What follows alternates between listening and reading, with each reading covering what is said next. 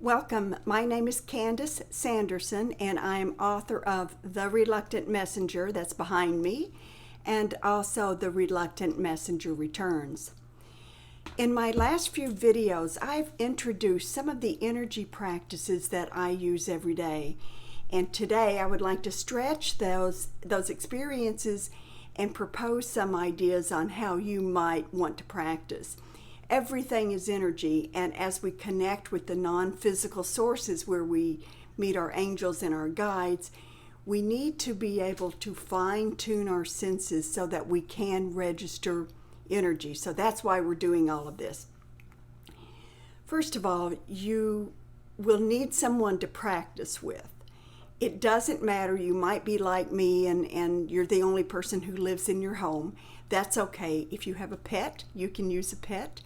If not, you can call a friend or text a friend. You can do this either in real time, or you can set up a time and say, we're going to do this practice at, in 15 minutes. Time really isn't relevant, but that's a longer conversation for another time.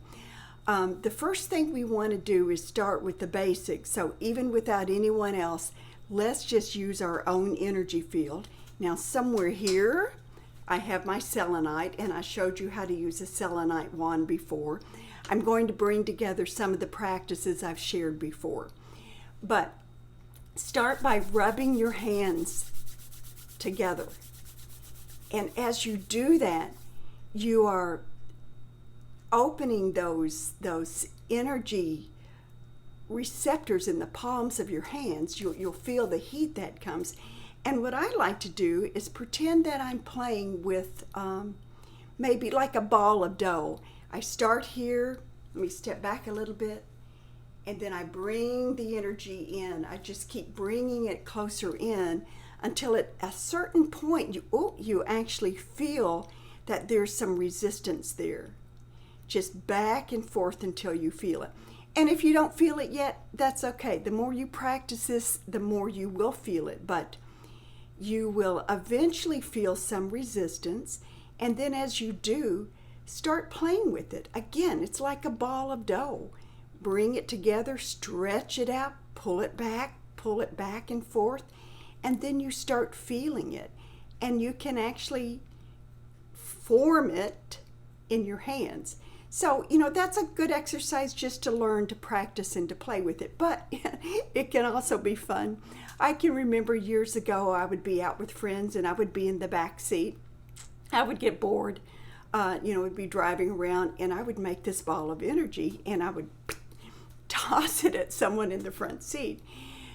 Sometimes nothing happened, but then after a while, whoever I would throw this to, they would touch the back of their head or the back of their neck, and I realized that on some level they were recognizing what I was doing.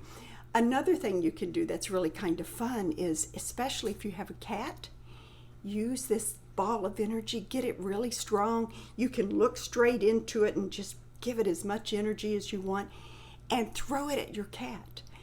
Cats are so sensitive to this, and it's like they're chasing a little laser ball. They will usually react to it, but that's something that's a lot of fun too. But that's what you can do just with yourself. Get the energy going. You can just stretch it and play with it. But the next step is to introduce someone else. Again, if there's someone in your house who will volunteer, that's great. If not, call a person. You can do it at a designated time. You could do it live right then, whatever. But if you have someone who will play with you, then that's better. And it is play, because it's so important to raise your vibrations.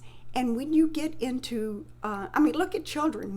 When they are playing, they are having so much fun. So as you smile and look at this exercise as nothing but fun, your vibrations will rise and you'll be more likely to be successful in this. If you're going to work with someone or a pet, one thing you might want to do is open to that 8th chakra. And I'll show you that in just a moment.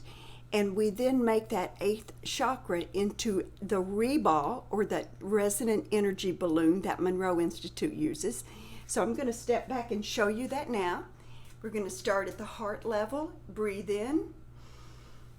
You feel that spinning ball of light. It's like a small little sunshine. You can see the sun shining on my head too. And you're going to pierce it. And eventually you'll be able to feel that. But as you pierce it, then as you exhale, bring that energy all the way down to underneath your feet. Bring it back up and then spin it around. Tuck it in again, bring it up and spin it around again. And what you've just done is you formed a reball. And the reball serves two purposes. One, it prevents your energy field from leaking out, but it also prevents unwanted energies from coming in. So once you have this reball, your energy is contained. Well, we're going to use this tool now and use it if you're connecting with someone else. If I have a pet right there with me, I'm going to open my reball and I'm going to drape it across that pet. Or if you have another person with you, when you open it up, drape it across them as well too. If you're online or just by telephone, use your imagination, because thoughts are also energy, and your energy will follow the thoughts that you have. So if the person or pet isn't right there with you in person, it doesn't matter.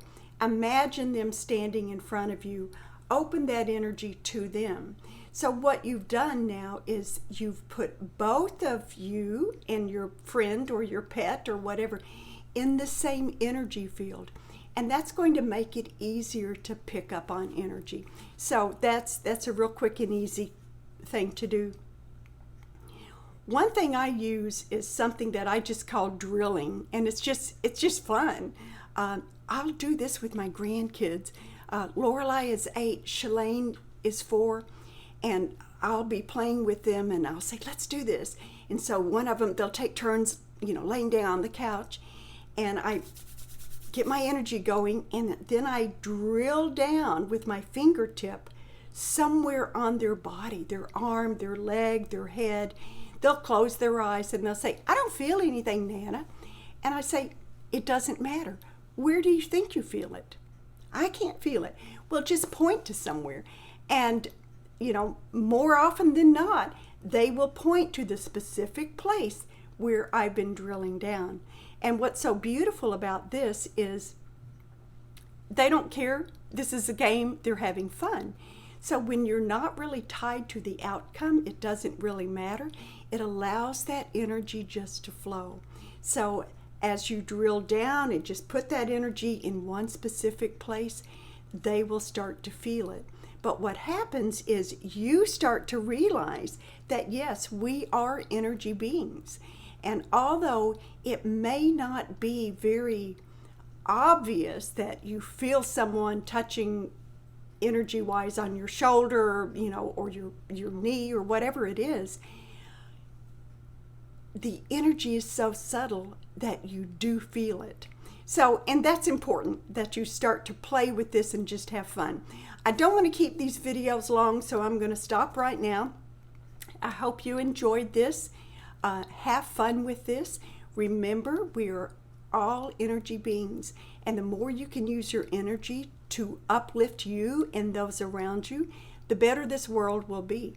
So if you like this video, please give it a thumbs up. If you haven't subscribed, I would love for you to do that. You can follow me on my on Twitter, on LinkedIn, on Facebook.